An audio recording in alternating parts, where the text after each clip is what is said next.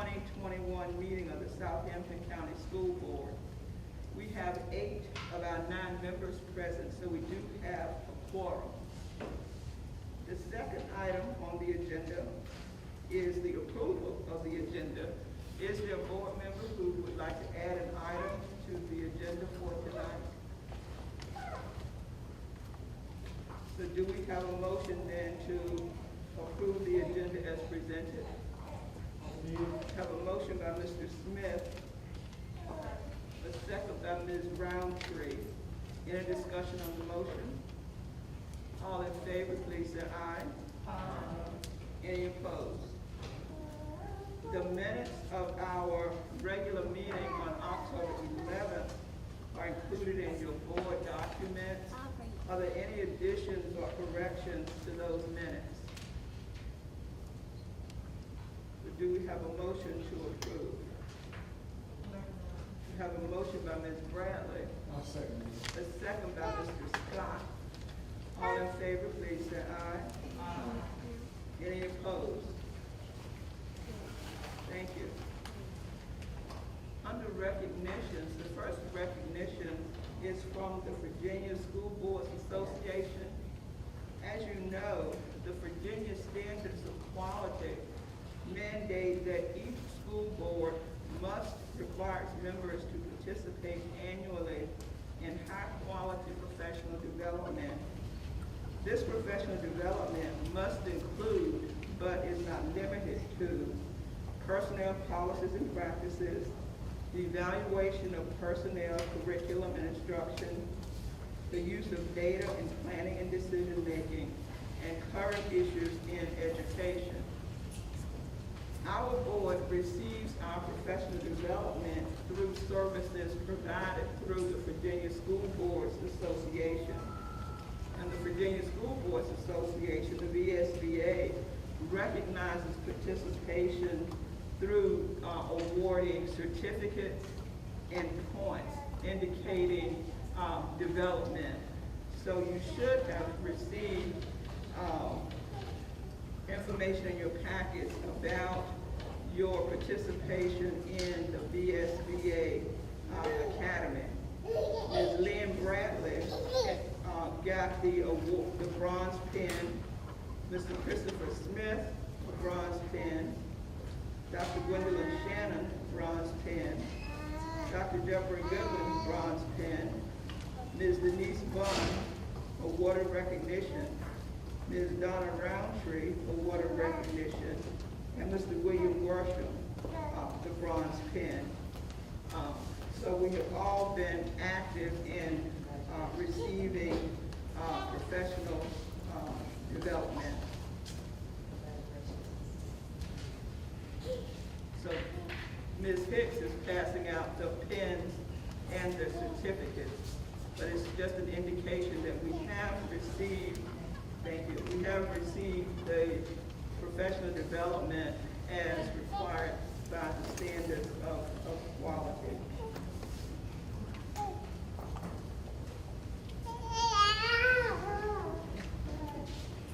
The next item on the agenda. Thank you very much, Ms. Hicks. The next item on the agenda is a proclamation. Mr. Theodore Haynes has been visible as the mascot for Southampton High School for a number of years.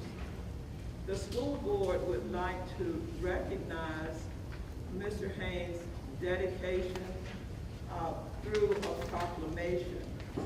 So that proclamation is included in your board material. So we do need a motion to approve the proclamation. I can make that motion. We have a motion by Mr. Smith, a second by Ms. Bunn, to approve a proclamation from Southampton County Public Schools recognizing the contributions of Mr. Theodore Haynes to our school division.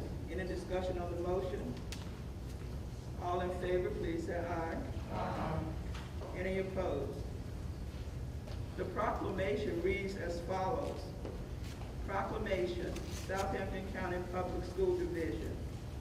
Whereas we observe November as Theodore R. Haynes III Theo Month to celebrate and acknowledge his unwavering commitment to the Southampton County Public School Division, its students, and athletic program.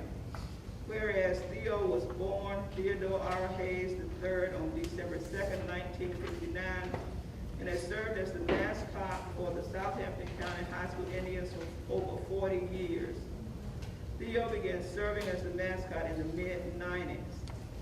Whereas Theo was a Southampton County Public School Division student and never lost his love for the mighty Indians and the Big Red Machine.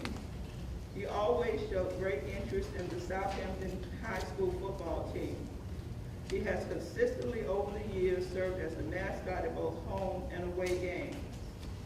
Whereas the stellar playing of Percy Ellsworth in the mid-90s served as the impetus for Theo's travel to nearly every game, it is fitting and proper to officially recognize this gentleman for his selfless acts and contributions to the Southampton High School athletic program.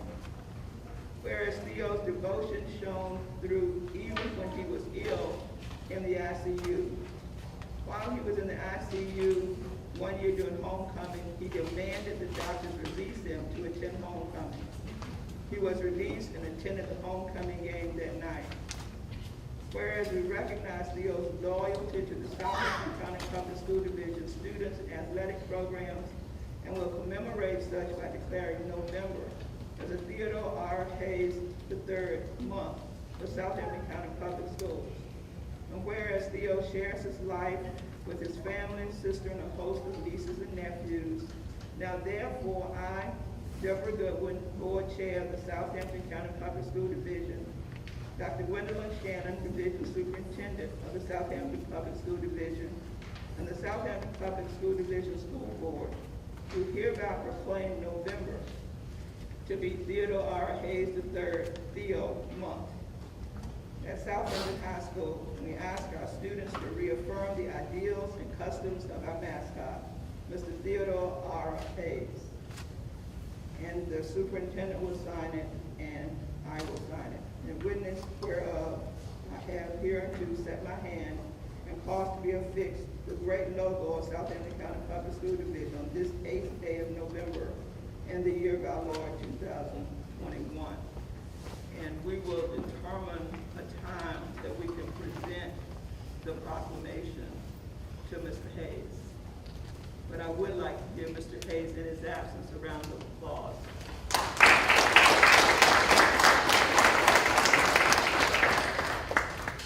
Thank you. The third item on the agenda is the recognition, the Superintendent Student of the Month recognition.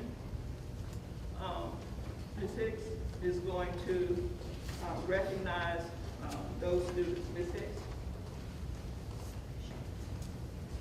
Thank you, Dr. Goodwin. I am so excited. Good evening to the school board and Dr. Goodwin, and to all the parents, all the community stakeholders, and especially give all of our students get an award tonight, a round of applause. Even before they come up here. Amazing. And the reason why I say that is because students, the things that you're going to hear tonight, they're not working to be worthy, but they're worthy because they're working so hard.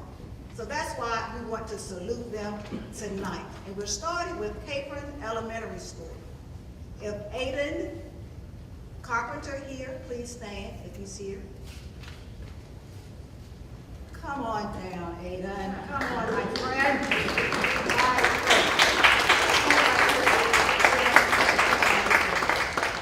That's right, because we have a school board and we have all these wonderful people.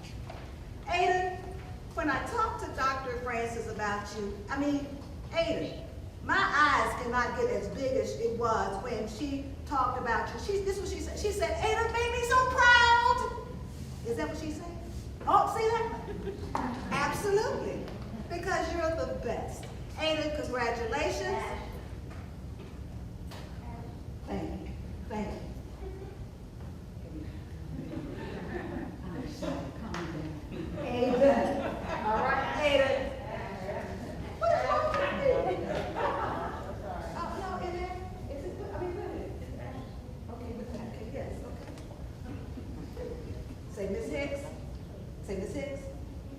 watch my lips, okay? All right. What am I gonna say? Ashton. Give me a round of applause, okay? All right. Ashton, Dr. Francis is really, really proud of you, Ashton. She said that you're doing a great job at Capron Elementary School, and she wanted the superintendent to recognize you, as well as the school board, as the student of the month at Capron Elementary School. So on today, we want to read your award. It says, Excellence, Southampton County Public Schools, Superintendent Student of the Month Award, presented to Ashton Carpenter. His certificate is to recognize and congratulate you for exemplary excellence among your teachers and classmates at Capron Elementary School. That means you're the best of all the rest. Okay? Let's give Ashton a round of applause. Good job. We're so proud of you, Ashton, that of the improvement that you have done. And I know one more secret. Did you not pass the science bitch month? Did you pass it? What about Miss? She knows everything. I can't pronounce your name, but it's Ashton. Congratulations, Ashton. Good job. Ashton, would you do me a favor, please? We're not going to shake hands, but just go around and smile at each board member, because they're grinning behind them. Just look at them and smile with their eyes. There you go. They're really proud of you. That's right. Good job, Ashton. Good job.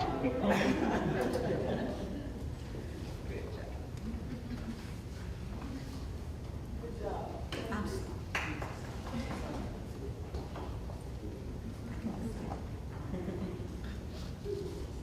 All right.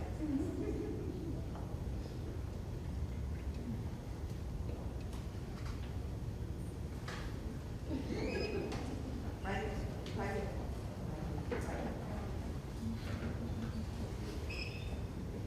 Let's give Ashton a round of applause.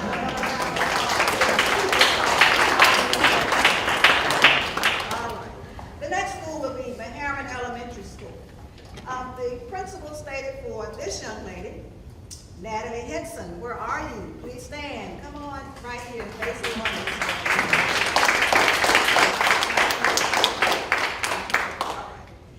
This, when you look at this young lady, Natalie is a 4th grader at Meharin Elementary School. And you're looking at, I'm going to just say it, Mother, a perfect child. Because she's an excellent role model, okay?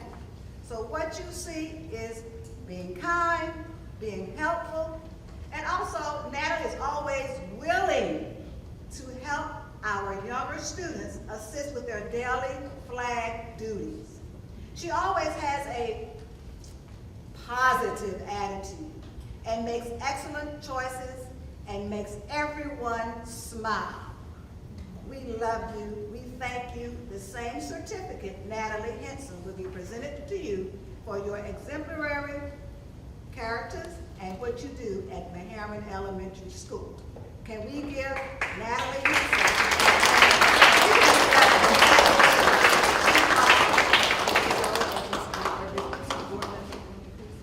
You're look at her. I told you she's perfect. You are quite welcome, darling. Very good.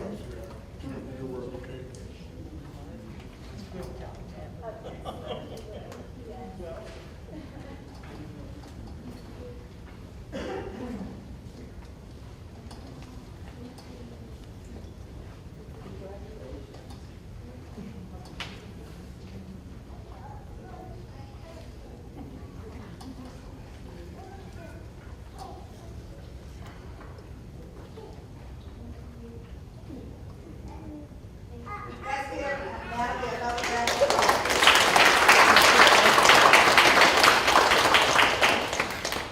Now, Nottoway Elementary School, they could not decide because they did not, I'm excited about this, it wasn't a 5th grader, it wasn't a 4th grader, it wasn't a 3rd, 2nd, or 1st, or even a kindergarten.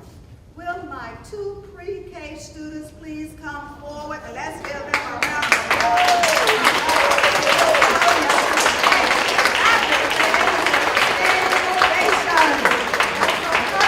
How old are you, Precious? 4. How old are you, Precious? 4. Do you know why you're here tonight? Because, do you know? Why? Why are you here tonight?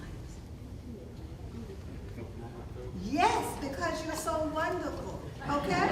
Yes, ma'am. No doubt about it. Here we have Naomi Artist. Turn around, let everybody see who you are. And here we have Aubrey Jenkins. Turn around, let everybody see who you are. Give them a round of applause.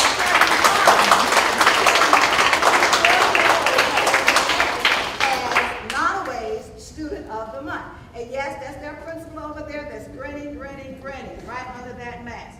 They are because positive referrals for Nottoway Elementary because they are the perfect role model pre-K students at Nottoway Elementary School. Am I correct? Give us an example of one thing they might have done, Mrs. Melby. They are wonderful helpers to their classmates, Right. And they have good manners. And they're smart. Yes, absolutely. Congratulations, Naomi Artist, for a job well done. Aubrey Jenkins, congratulations for a job well done. Can you go around and let everybody tell you thank you for doing a great job? Yes, we have to.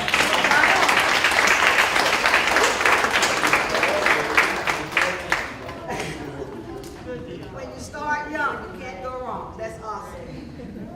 Perfect. Good job, Ms. Melvin. That's my first time. I've never read that. Thank you.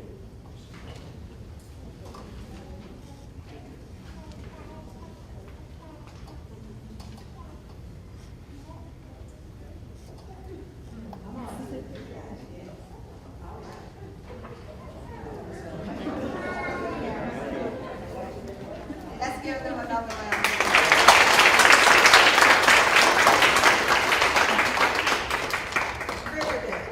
Riverdale Elementary. We have, again, the decision was quite too hard for them to select only one.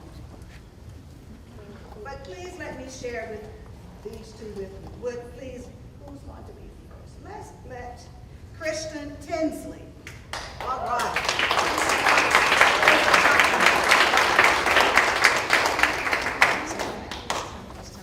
That's good. All right. Mr. Tinsley, it felt good, he thinks it feels good to someone else reminded them that he was fulfilling his school motto. He reminded the principals. He said, "We rise by lifting others."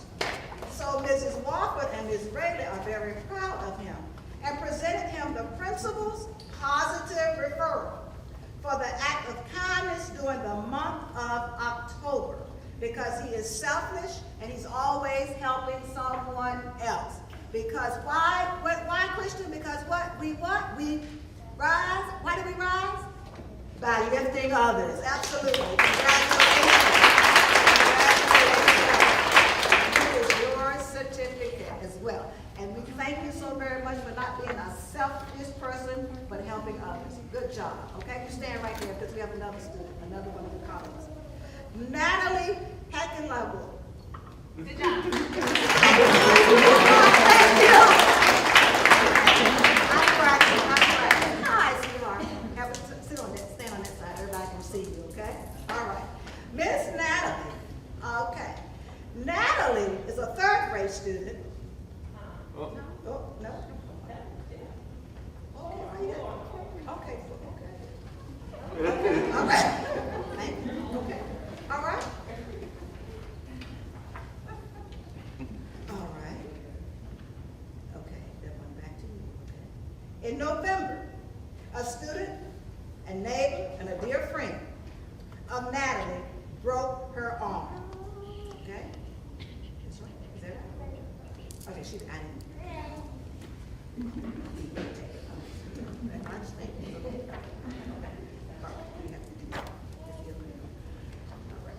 She helped her friend, all right.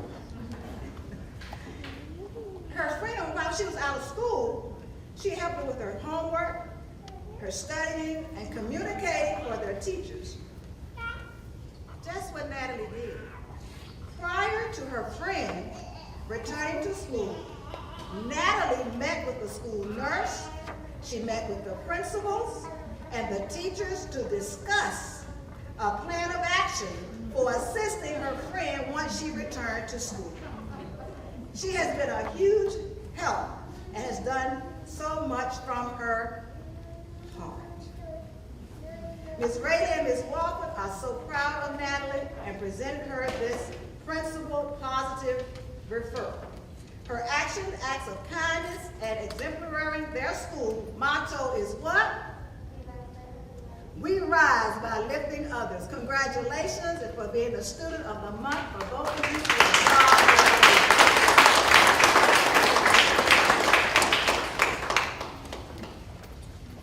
Great job. Keep up the good work. Great job. Great job. You did great. Great job.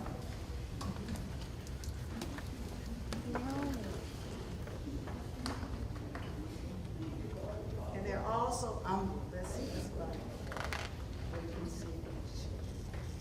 It's great. Thank you, Candace. Great job.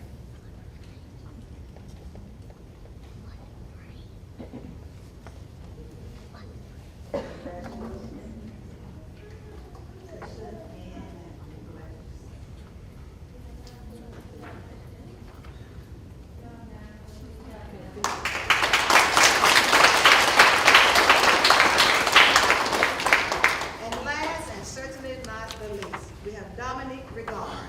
Is Dominique here? There you are. They're clapping for you already, Dominique, before you come out, Dominique. Everybody else let know. Okay, how you doing, Dominique? Turn around so I can see what he has. Dominique started his tenure with the Civil Air Patrol at the age of 12. He took over the controls of a plane also at the age of 12. He has been on several missions, including relief efforts in Wilmington, North Carolina after Hurricane Florence devastation. He spent days passing out water and food and assisting wherever it was needed. He's also been in an Arlington National Cemetery to help lay wreaths and pay respect to our fallen heroes. Dominique current rank is Cadet Chief Master Sergeant.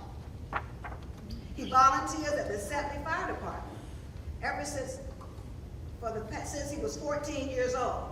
He's such an old person now, right? After school, he works long hours at his landscaping job. He is a mentor and a leader. According to his precious mother, she says, and I quote, "He is a great older brother and a wonderful son." Dominique is a senior here at Southampton High School, and he lowers the high school flags consistently, daily, and with the patriotic respect to the United States of America. I present to you Dominique Regard for being the Southampton High School Student of the Month. And look at how he's dressed. Let's give him a round of applause.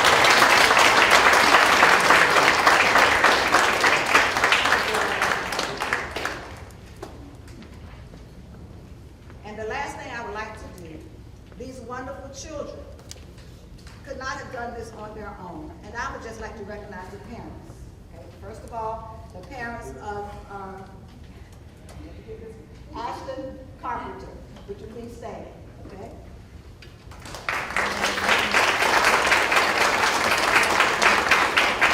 Natalie Henson, your mother and father.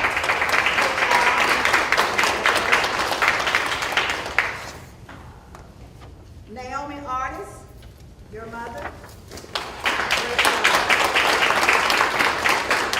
Aubrey Jenkins, parents.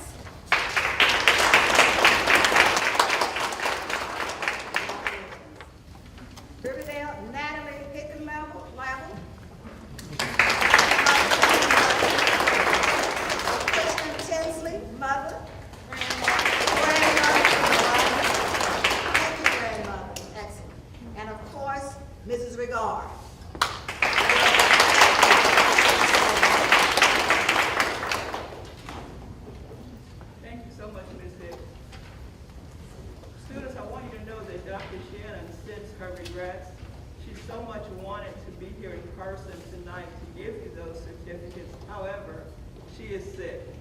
And she called as late as this afternoon to say that she would not be able to attend tonight. And in fact, I encouraged her to not attend tonight, to stay home and take care of herself. She has been to the doctor. She is taking medicine, and she hopes to return to work soon. But she is out ill, and she wanted students to know how proud she is of students.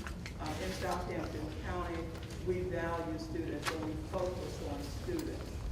So congratulations, students, and thank you, Karen, for sharing your students with us, and thank you for coming out tonight.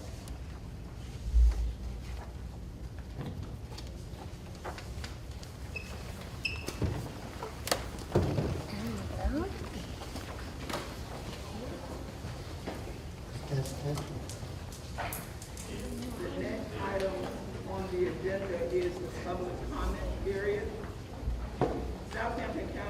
The Southampton County School Board welcomes comments from our community partners.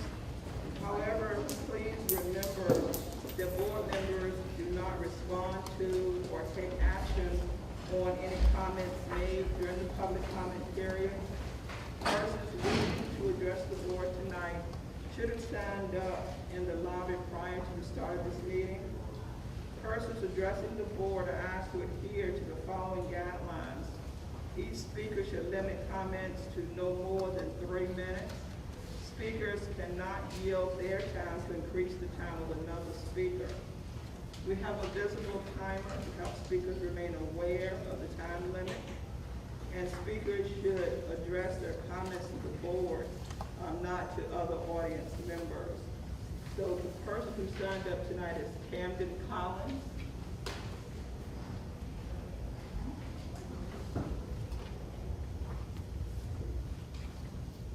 Hello, my name is Camden Collins. I am in the 6th grade at Southampton. Hold on a minute, Camden.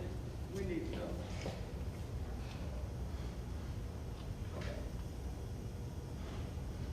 Hello, my name is Camden Collins. I am in the 6th grade at Southampton. I am here tonight because I want to tell you about my bus. I like bus 150, and normally we sit 3 to a seat. And the other day we had a substitute bus driver, and he asked us to sit 2 to a seat. Because we could not, because there was no other seats on the bus, which was a problem. And one day in October, I had to sit in my brother's lap because there was nowhere else for me to sit.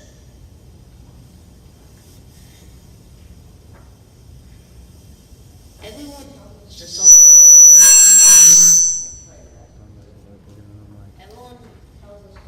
distance, but that is hard with a full bus. One solution is to get more buses or get a bigger bus. Thank you. Thank you. Thank you very much. We have several action items tonight. The first action item is the financial report and payment of bills. Ms. Carr.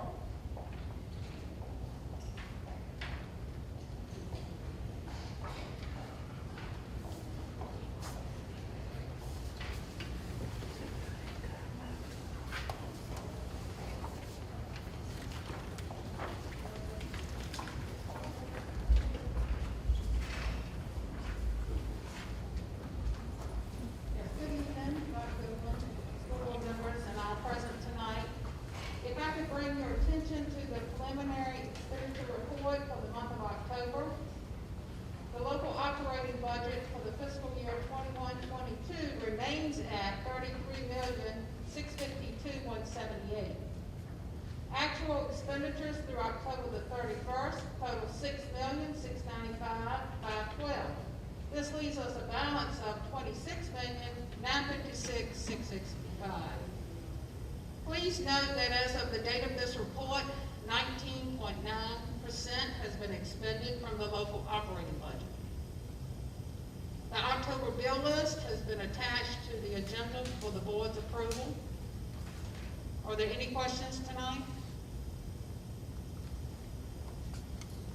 Thank you. Thank you, Ms. Carr.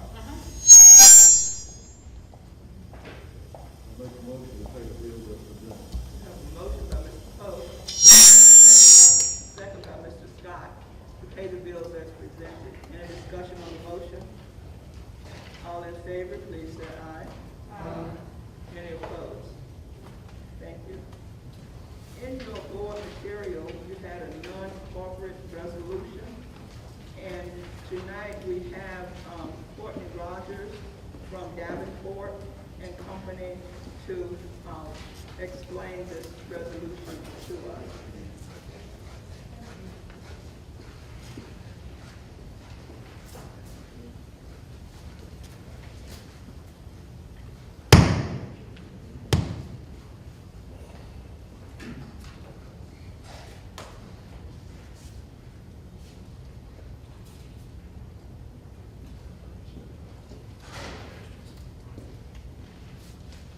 Good evening, Madam Chairman, members of the board. Great to see you all this evening.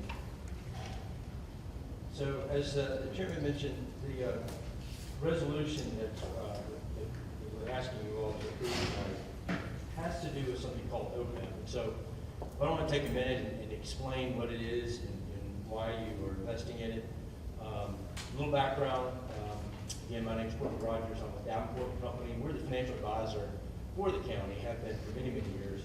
And back in 2010, after the General Assembly allowed local governments to be able to invest in something more than treasuries for things such as pensions as well as OPEB, we were asked to assist the county as well as the schools to invest those funds. And so since that time, and many years before that, our firm has always basically cleared equity trades by ourselves. We basically have our own, what we call back office. And over the last couple of years, ahead of the pandemic, we actually had made the decision to outsource it to basically save funds.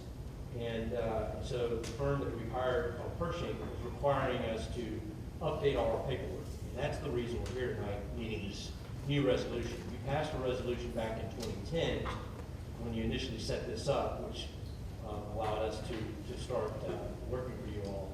This is basically paperwork that this new firm needs. And frankly, as I'll close at the end, remind you that we actually should have been doing this probably every couple of years anyway, and making sure that those are up to date.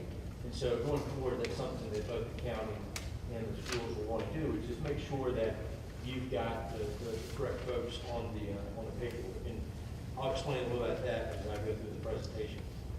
On page 2, I just want to explain what OPEB is. So OPEB stands for Other Post-Employment Benefits. And what that is basically, it's not pensions. It's basically health care benefits. It also can include life insurance, disability, legal and other services, but generally it's health benefits. And there's a group called the Governmental Accounting Standards Board, GASB, and they govern how that looks on your financials. And so essentially, you have to perform a calculation, a very detailed calculation every other year. There's a calculation that's done on the off years as well.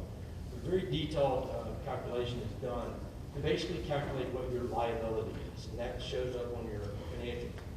So what's happening is those liabilities, because health care costs are rising faster than generally the money that you can raise and put into it, what the General Assembly is allowing is you to invest in things other than treasuries. As many of you may know, fixed incomes don't, the Treasury, especially today, yields are not very good, but the stock market does a lot better.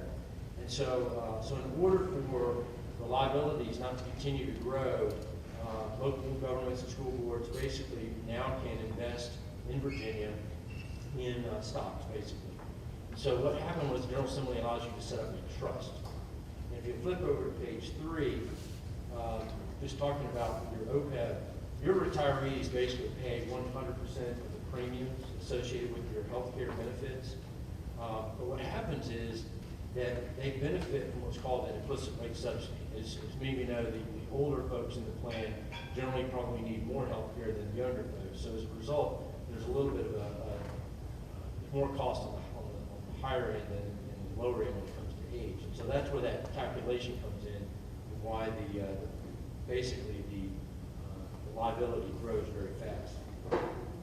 So basically, ignoring those OPEB liabilities can make your financials look very bad. It can hurt your financial weakness, if you will. And so that's why you guys went in 2009 and began basically setting aside a little bit more money each year and investing. And And those dollars have grown, and so they've actually done very well. When you started in 2009, again, it's just a little bit each year. You put in about $1.7 million, and that value now is like $2 million. So about 30% of the value is basically grown from just appreciation in the stock market. So you've actually built that up very well. And I think, I know Joy knows the exact numbers, but you've gotten to a point now where you can probably start slowing down a little bit and putting that money in because it's done so well. Page 4 kind of outlines the way that the state, the General Assembly, set up this trust.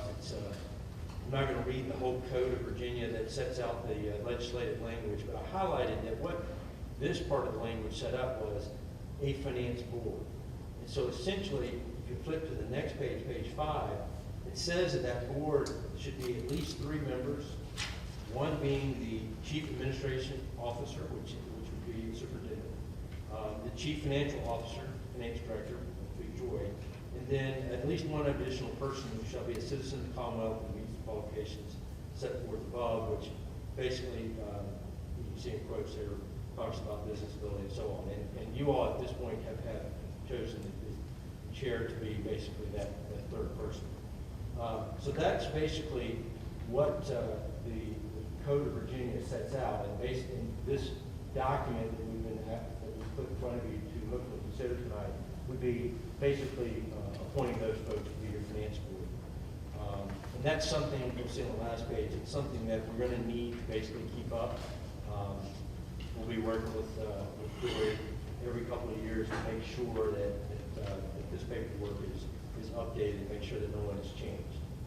So with that, Madam Chair, happy to answer any questions. So any questions for Mr. Rogers?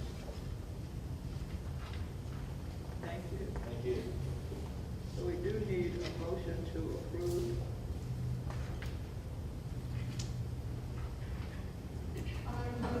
Have a motion by Ms. Bradley, a second by Mr. Smith. Any discussion on the motion? All in favor, please say aye. Aye. Any opposed? Thank you. Next item on the agenda is an update on the comprehensive guidance and counseling plan, and Dr. Taylor is going to share that with us.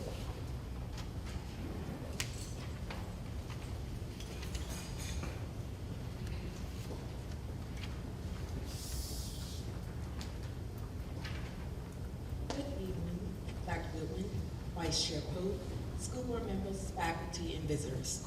Southampton County Public Schools has begun to develop a comprehensive plan for school counselors. We have a draft plan that includes certain components that counselors do on an everyday basis. We'll be meeting again to discuss counselor evaluation and goals as an addition to the plan. Tonight, Devonda Gary, Southampton High School Dean of Students, and Dr. Carolyn Thomas, Southampton High School School Counselor, will present this draft to you all. Ms. Gary and Dr. Thomas.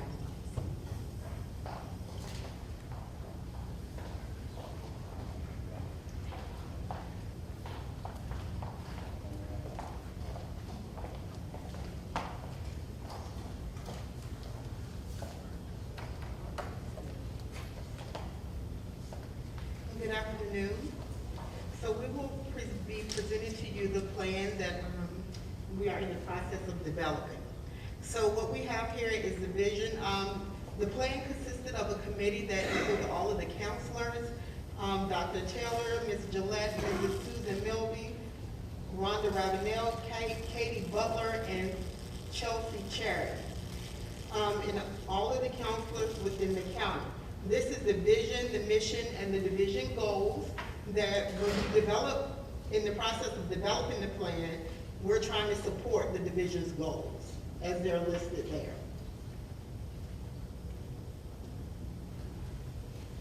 The program is designed to benefit staff, students, parents, community members, institutions of higher learning, and employers. And so we do that because it benefits students. It enables us to have, give students access to various programs and opportunities, as well as adapt curriculum according to their academic needs. It benefits parents and guardians because it allows us to offer parents resources, as well as coordinate with the school be able to better help students. We forge connections with the community by bridging together the students and the local businesses and industries within Southampton County and Franklin. And we also it's also developed to build stronger academic foundations for the workforce by taking students out to different places to let them see the skills that are needed, as well as help us as educators and counselors to make sure they have those skills. It benefits teachers because it gives us the opportunity to do some interdisciplinary team approach working, where we work together to figure out the best needs for the students.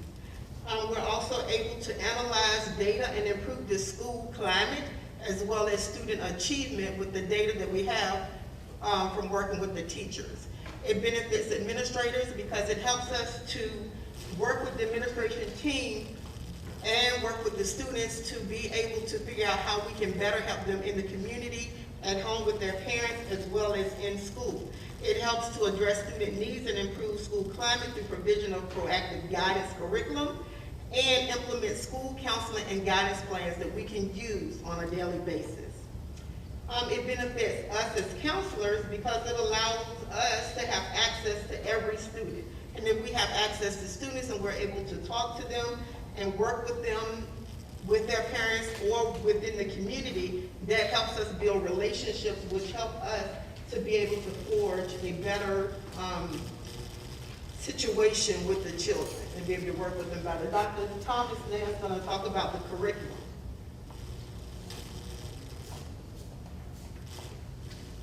Okay. So next we have the curriculum. And with the curriculum, what we try to do is focus on the three broad primary domains for the classroom and group activities, which are academic development, career development, personal and social growth. And so what we're doing is we're requiring to use the skills necessary for fulfillment in their many roles. So in the lessons, we're using questioning skills, talking to kids, giving them study skills and test taking skills, talking about educational and career planning, peer relationships, self-awareness. I know like at the high school, there's a lot of mediation going on, which is very beneficial because it reduces a lot of the things that can happen within the school when students are able to sit down, have these conversations with each other and think about consequences, actions, goals, what they want, and things of that nature. Okay, so now Dr. Thomas will talk about responsive services.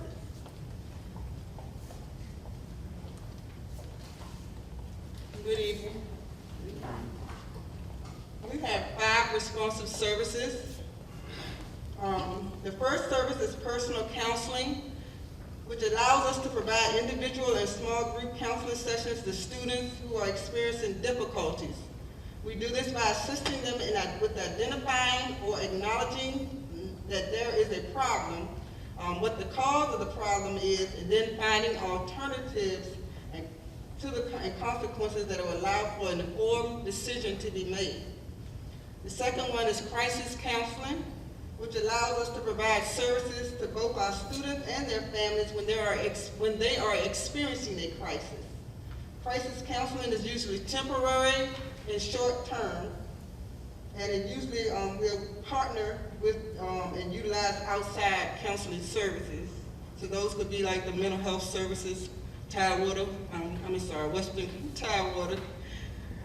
The third one is consultation, and that allows us to serve as advocates for the students. We would consult with the student, their parents or guardians, educators, and community agencies regarding the strategies that are needed to assist the student and their family. The fourth one is peer facilitation, where we would train students to be peer mediators, conflict managers, tutors, and mentors. And the fifth one is referrals, where we utilize various services to enhance our school counseling program.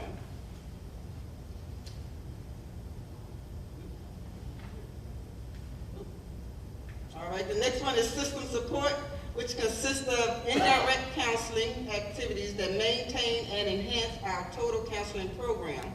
And the responsibilities under the system support includes professional development, where we as counselors are involved in updating our professional knowledge by participating in in-service trainings, attending professional meetings, completing completing postgraduate coursework, and contributing to professional journals. In-services allows us to attend various in-service trainings, whether they are at our school, in the community, and currently we have some virtual trainings that are taking place. In-services allow us to stay current on the latest changes that are taking place within the counseling field.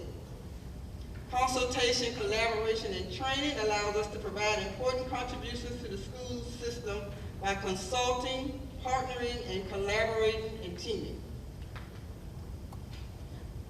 Public relations allows us to design activities to orient the staff and the community about our comprehensive school counseling program. The next one is community outreach, which allows us to forge partnerships with local businesses, industries, and social service agencies. We are also knowledgeable about community resources, employment opportunities, and local labor market information. Consultation with staff allows us to consult with teachers and other professional staff members on a regular basis so we can receive feedback on the emerging needs of the students and to be able to provide information and support to staff persons. Curriculum development support allows us to participate in the ongoing review and revision of the academic curriculum materials as they relate to data analysis, student advocacy, post-secondary education, and career technical education planning. Advisory committees allows us to form a counseling advisory committee at the system and individual school level, and then serving on community committees or advisory councils so we can get support for our school counseling program. Program management and operation allows us to manage and plan tasks that support the activities that we conduct in our school counseling programs and what the staff responsibilities are. Research and evaluation consists of evaluation programs currently in place, and an example would be the Southampton County Teacher Evaluation Program or other personnel guidance evaluations, data analysis, follow-up studies, professional development, and updating resources. Fair share responsibilities consist of tasks such as bus duty, playground duty, class or club sponsorship, and taking tickets at sports events. Non-counseling responsibilities assigned to us should not be above and beyond those of other certified staff members and should not interfere with the delivery of our counseling services. All right, next is the delivery system, which allows for services to be provided in accordance with the Board of Education regulations, and they are comprised of 3 domains. Academic counseling, which allows us to assist students and parents with acquiring knowledge of what curricular choices are available to the students, to plan a program of studies, to arrange and interpret academic testing, and to seek post-secondary academic opportunities. Career counseling helps students to acquire information and develop a plan of action relating to work, jobs, apprenticeship, and post-secondary educational and career opportunities. Personal social counseling allows us to assist students with developing an understanding of themselves, the rights and needs of others, how to resolve conflict, and how to define individual goals, reflecting their interests, abilities, and aptitudes. Next is the program goals of the Comprehensive School Counseling Program, and it states that academically, students will acquire the attitudes, knowledge, and skills necessary for effective learning in school and throughout life. Students will complete school having been prepared on how to choose from a wide range of substantial post-secondary options to include college and to understand the relationship of academics to the world of work, life, at home, and in the community. In seeking careers, students will acquire the skills needed to investigate the world of work as it relates to knowledge of self and how to make informed career decisions, employing strategies to successfully and satisfactorily achieve future career goals, And then to understand the relationship between personal qualities, education, training, and the world of work. Personally and socially, students will acquire the knowledge, attitudes, and interpersonal skills needed to help them understand and respect themselves and others, to be able to make decisions, set goals, and to take the necessary steps to achieve their goals, and finally, to understand safety and survival skills. The standards of the school counseling program are organized by grade level in Virginia, and they are comprised of the following goals. Academic development, where the students will acquire academic preparation that is essential to be able to choose from a variety of educational, training, and employment options once they complete their secondary education. Career development allows students to investigate the world of work in order to make informed career decisions, and personal social development allows students to acquire an understanding of and respect for themselves and others, and the skills needed to become a responsible citizen. Any questions? No, but I want to say to the school board that this is just a broad framework, that at a later date, the superintendent will be coming back to us and giving us some specific objectives, activities, actions, measurements. So this, think about this as just like a broad strokes.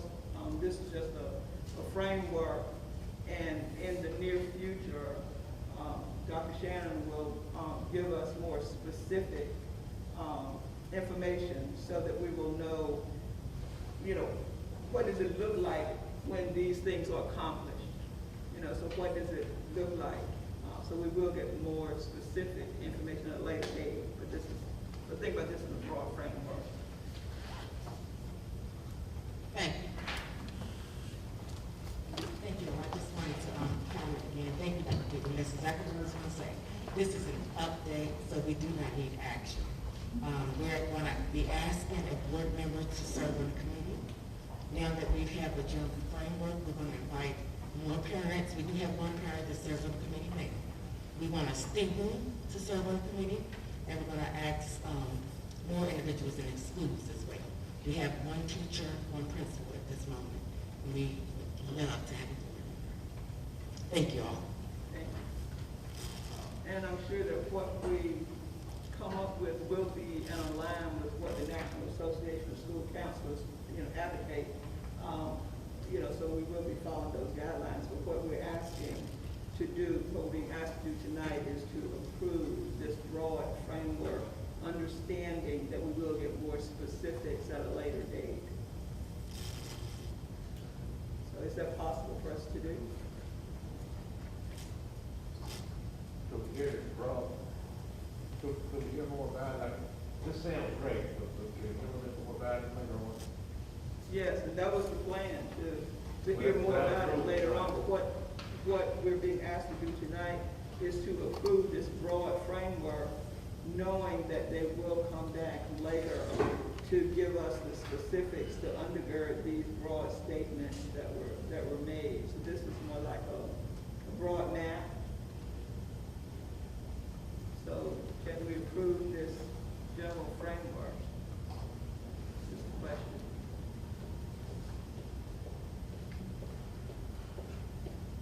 So what are your reservations about approving the general framework? Maybe that's a better way to frame the question. We just giving our approval to the direction we're going. Correct. Correct. From We're what? not giving approval for what was brought up tonight, Correct. specifically. Correct.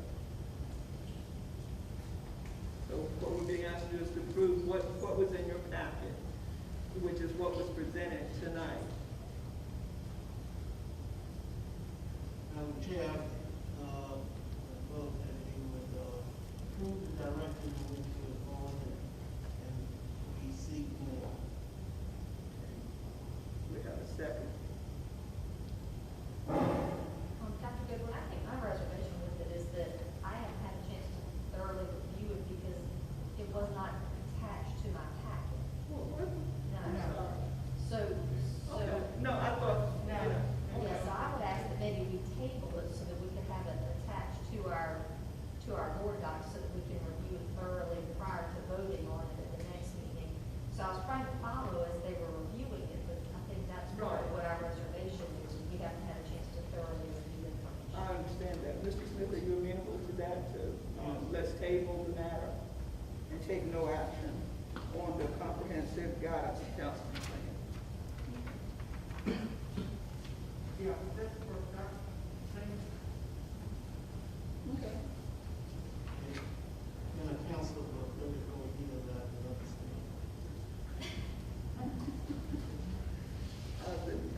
So now we're down to informational items.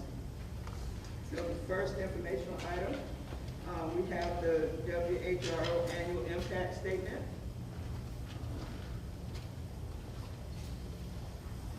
Dr. Goodwood, members of the board, thank you for allowing me to speak with you tonight. My name is Bert Schmidt. I'm the president and CEO of WHRO. With me is Elmer Seward, who's my vice president of education. So if we have the hard questions, Elmer's going to be here to answer those for you. We've given you hard copies of your customized impact statement for last school year. You have hard copies of that. I'm not going to go through that tonight. If you have time down the road, want to read through it, it's 20 pages. Feel free. But I'm going to give you a brief summary of our relationship. And for those of you who may be new, you are one of 21 school divisions that literally own the license to WHRO. You can see the map and the divisions that own the license to the station. We're the only media company in the entire country owned by collaboration between both schools. We bring people together, whether it's superintendents, whether it's school board representatives, technology folks, assistant superintendents, etc. And we map out strategies for the region that will work for every division. Some will adopt them, some won't, but we provide more working together as 21 divisions than trying to do everything separately. So a few things I'm going to focus on, focus your attention to the screen. We've offered for about a decade now a service called eMedia VA, and during COVID this has been critically important. These are online, free to everybody, digital resources. It can be audio, video, a picture, lesson plan, quiz, anything you can digitize. It's all correlated to the Virginia Standards of Learning, and it's all free to your parents, to your students, to your teachers. Tens of thousands of learning objects and subjects from K through 12 available. We have a contractual relationship with the Department of Education to provide you this service free of charge. We provide a whole bunch of professional development to your teachers. You can see the list of just what we did last year. I won't read through the whole thing, but you can see we've done digital learning tools, social and emotional learning, blended learning strategies, etc. So there's a lot of professional development available for your teachers. In the world of student services, and this is a big item that the schools care about, we have developed for you 28 online courses, full courses, the whole shooting match. Most high school, middle school, you can see the list there. I'm not going to read through the whole thing, but you've got algebra, trig, and chemistry, and English 9, 10, 11, and 12, and oceanography, and psychology, and world history, etc. They're highly interactive courses. We build them, and then we give them to you. You use them however you want within your own learning management system. It could be completely online. It could be blended, flipped, whatever your strategies entail. We do build them with the expectation that teachers will be involved. So those are yours. And we're very proud to say we worked with the Department of Education and the Governor's Office to help develop the state's first African American history course.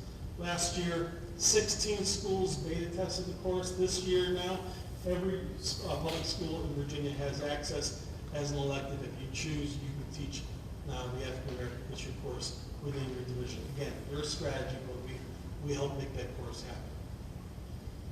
During the pandemic, I received some phone calls, and the school divisions have great trust. We've had this relationship. We were bounded by schools. And I had a superintendent call me and said, Bert, we've got a problem because this online learning during COVID, especially for K-5, isn't working. Trying to put a kindergarten or a first grade kid in front of a computer all day, just doesn't work. So we got a problem, can you help us? And then James Lane, the state superintendent, called as well, and he said, we're talking about all this online learning, but lots of kids don't have access to online. So can you help us? And so because every student in Virginia has access to public television, it's all free over there, the entire state, we developed what we call Virginia TV Classroom. We worked with about, a few dozen teachers, 30, 40 teachers, I guess. 34 teachers. They basically did their Zoom lessons from K through 7. They sent them to us, and we did our TV magic, and we turned them into a TV show. So 2 weeks after the pandemic started, back in March of 2020, we were on the air 3 hours every day, Monday through Friday, teaching K through 7 for 9 months. For 9 months we did that. until kind of schools got their own situation in line. So we were doing, and every public TV station in Virginia picked up our courses, our online shows, if you will. So every student in Virginia had access to televised courses for K-7 for those first 9 months of the pandemic. We're very happy about that. I have a video during tech check. It was working, so I'm guessing it still isn't working, but I'll roll the dice. And it wasn't working. YouTube doesn't like this today, so I think we'll move forward. Some of you may be familiar with Virtual Virginia. This is the state's online program. During COVID, of course, it was critically important. WHRO helped found that about 15 years ago. Now we've been involved with the technical side of Virtual Virginia. We love to celebrate smart kids. You know, the basketball, football players get a lot of accolades and celebrations, but we like to celebrate the smart ones. So we have 3 activities that we'd love to have your kids involved in. The PBS Kids Writers Contest. That's kids K through 5. They write and illustrate stories. They send them to us. We have a judging panel. They do their thing. Then we create, ultimately, in the normal world, when it's not COVID, we do a TV show. We bring the kids in. We have an award celebration. They get to read their stories on TV. It's a whole thing. So we love to celebrate those kids. The spelling bee coming up this year, 15th year. We hope it's going to be in person. Last year it was online. We hope, depending on where we are with COVID, that we can do it in person. Grades 6 through 8. Your middle school kids who compete locally, send your champs to Region B at HRO, and the winner of our league goes on to the National Spelling Bee. So one of these days we're going to get the National Spelling Bee winner in this area. Haven't done it yet, but we're getting better spellers every time. And the Great Computer Challenge, some of you may be of an age where you participated in it, because we've been doing it for 36 years. It's an immersion at ODU where students K through 12 form up teams and they compete in various software programs and languages and get crazy big trophies at the end of the competition. We have junior and senior editions. And I am told, I think I just found out yesterday, we are in person this coming year. That's the plan. So in person, last year again was online, but it appears that because we won't follow protocols that your schools are doing, but we'll do that, we'll go, looks like in person in the spring. So we're excited to get kids back in person.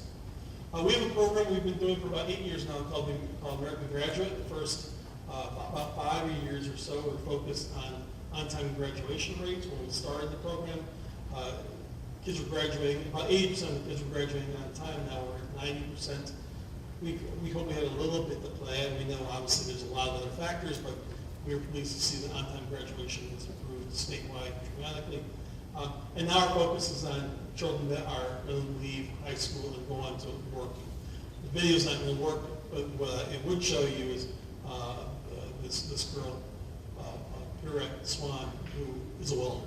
And so showing that women can be, in particular women, our program is called Work with the Girl, women that can go into the workforce in non-traditional jobs for women. Unfortunately, again, YouTube's not our friend today, so I don't think it's going to work, which is unfortunate.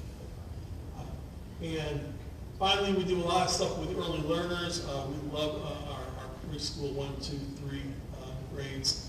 Lots of services. We have 3 bands. We're happy to bring the bands out anytime. We have a literacy band, a STEM band, and our newest band is an environmental science band. Happy to bring those, my team out to work with your folks. You can do coding camps and library corners, first book programs, lots of services for our kids. And finally, as board members, what you care about is your return on investment. So that is on page 13 of your report, but I'll just let you know, you invest $3 per student per year at WHRO. Last year, it was $8,230. Your return last year, your return was in value of savings $639,000. A return on investment of $77 for every dollar invested. With that, I'm happy to take any questions. Any questions from board members?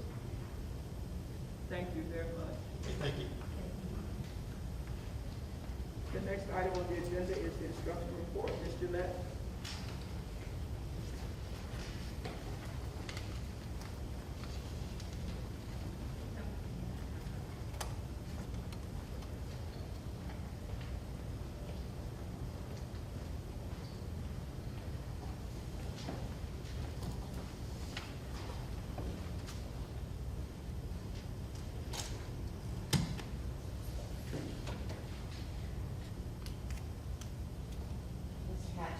one direction, and that was to switch out the mics, and I still forgot. Good evening, everyone. Can you hear me? It's a pleasure to be here with you this evening. Goodwin, Mr. Pope, all board members, all present. Good evening. I do have the November instructional report for you.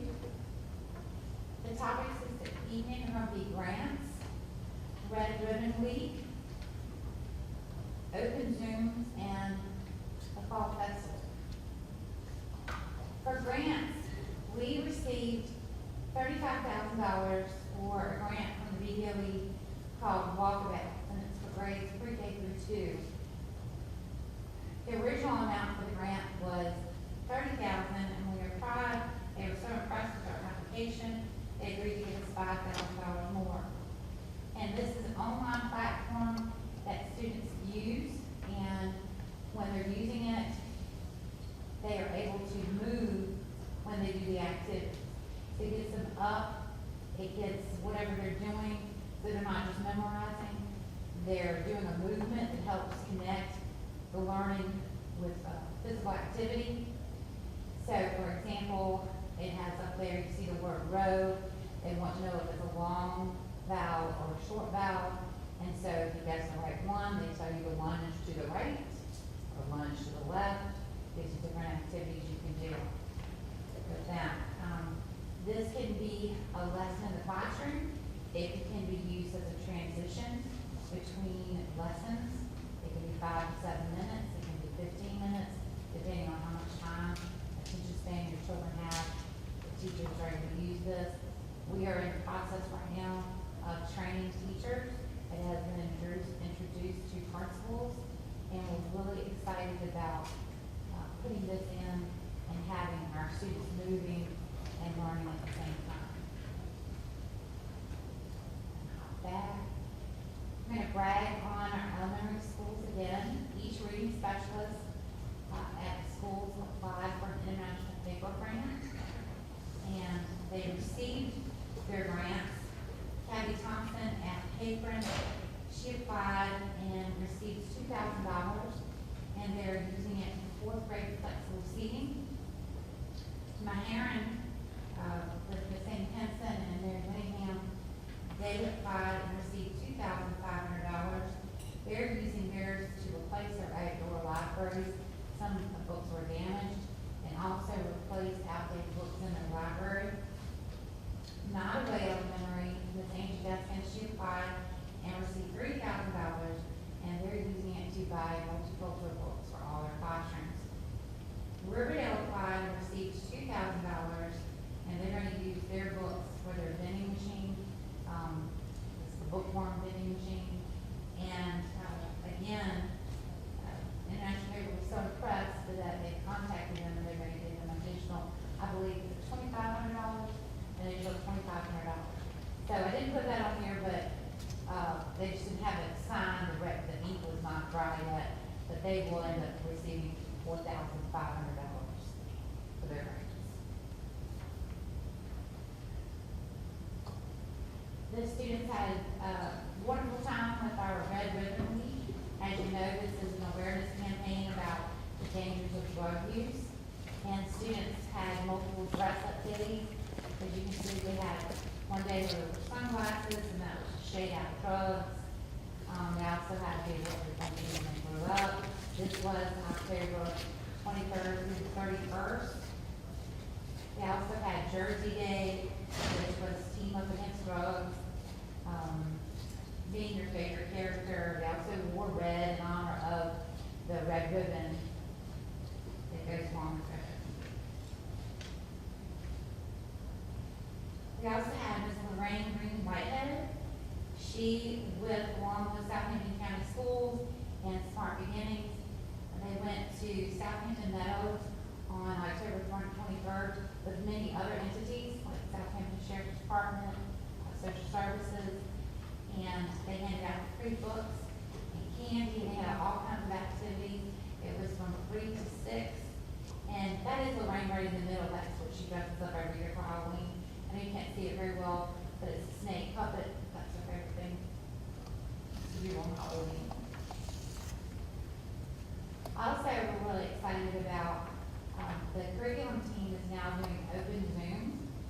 As you know, it's difficult for all of our elementary to come together at one time.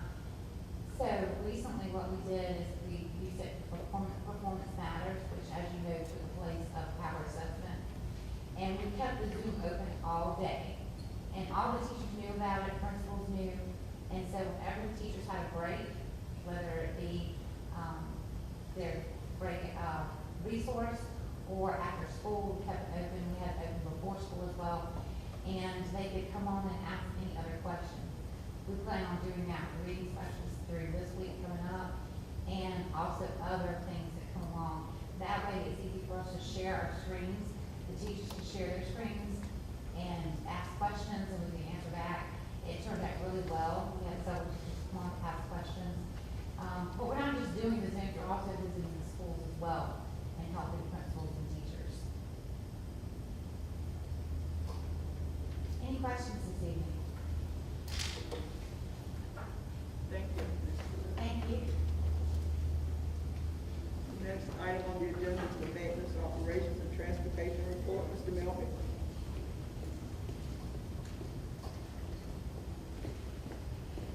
Good evening, Dr. Goodwin, Chair, and Vice Chair, and Board. Thank you so much. I'll be real brief tonight.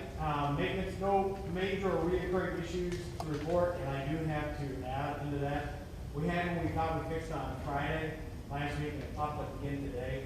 We thought it was a hot water pipe that had clogged, but it did not work this morning, so we called in a little bit of help to figure that one out. There's been minor HVAC issues around the division, mainly because we went through a nice little cold snap, and changing over the equipment didn't really respond as quickly as we wanted. And so we've had a couple calls here and there that we've gotten out and taken care of. Now, this being November and month of thanks, in my presentation tonight, I'm really thanking the crews and what they do. Mr. Richard Davis and his guys, they have been getting and been after it, making sure that we have everything that we need throughout the division and tackling the day-to-day projects that we've been coming up with.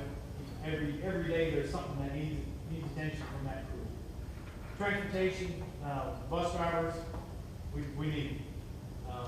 Again, I will say that we are still in much better shape than our surrounding counties, but we still could use Mr. Griffin and his staff.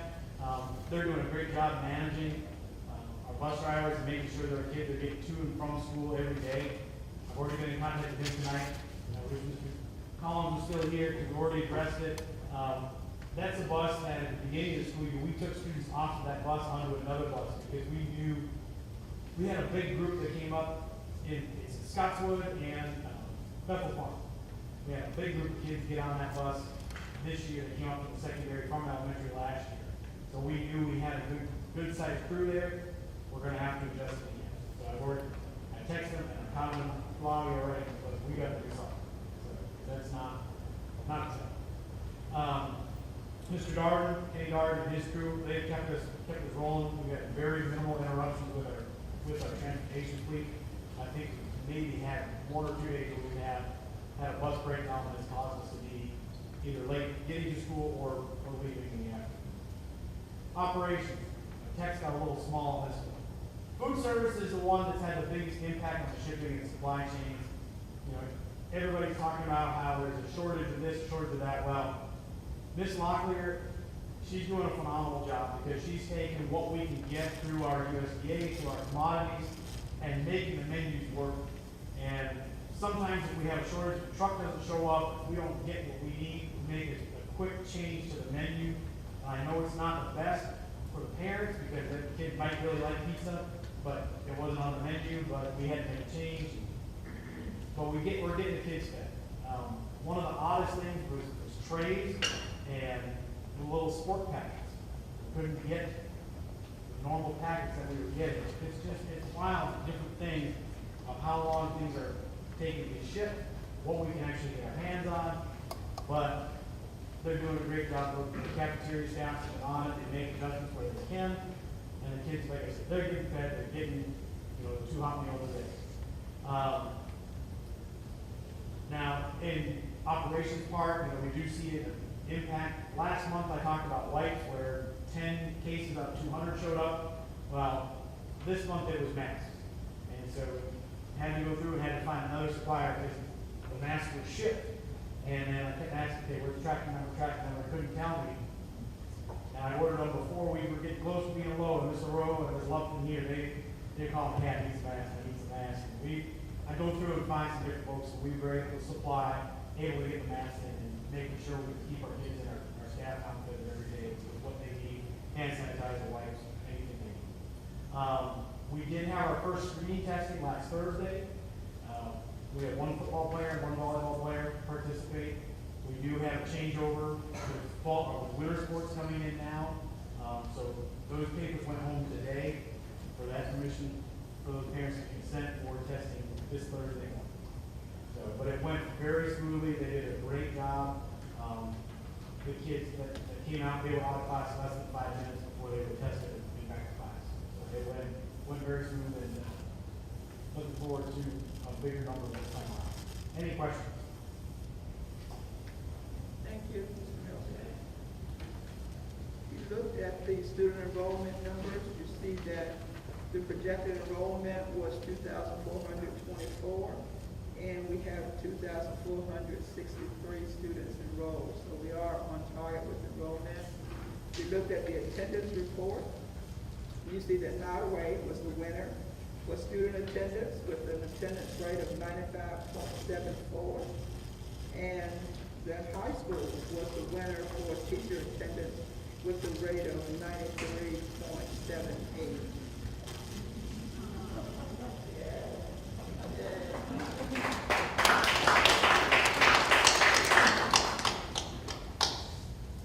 We're down to matters of the board. We do have the school board has a budget committee, and the budget committee consists of Mr. Smith, Mr. Pope, and Ms. Bond. So those are 3 members of the budget committee. The budget committee had a meeting last week. So Mr. Pope is going to give us information about that meeting. So Mr. Pope? And Mr. Pope chairs that committee. So Mr. Pope is going to give us an update. Thank you, Doctor. The budget committee, we met last Thursday night with Dr. Shannon to discuss some retention bonuses as well as some attendance bonuses. And the board members, you should have reviewed this earlier tonight. I'm going to go into a few details. I'm going to read what Dr. Shannon said in his closing paragraph. I recommend that the Southampton County School Board approves a recommendation for elevating and encouraging employees and students with health and wellness while incentivizing excellence. And I'll give you a few details of the plan as we discuss it. On the retention bonus, we're going to offer a $1,000 bonus for staff members that have worked 75% of their contracted time since the beginning of the first semester.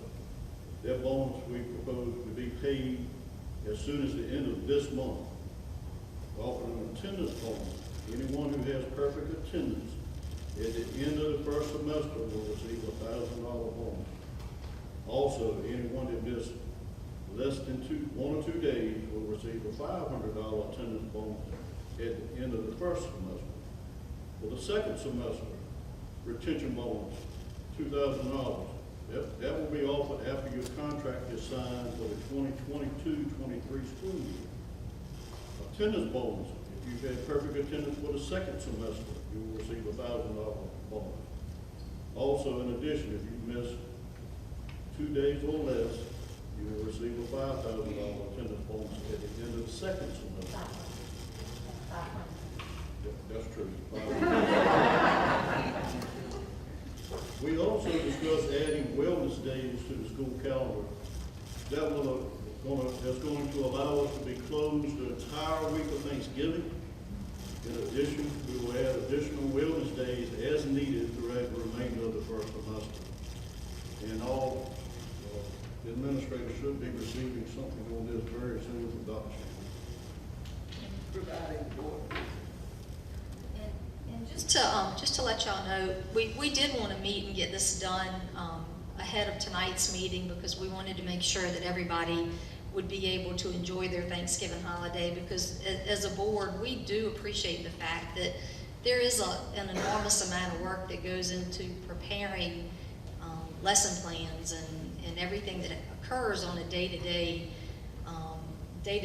for our students, and we don't want to overlook the amount of time that teachers and staff spend outside of the classroom as well preparing for our kids.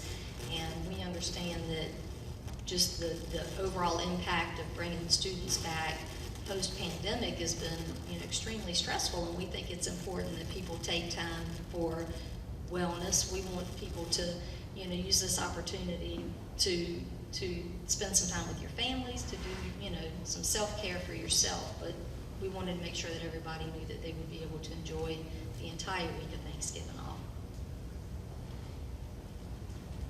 Mr. Smith? The approach that we took at our meeting was three-pronged.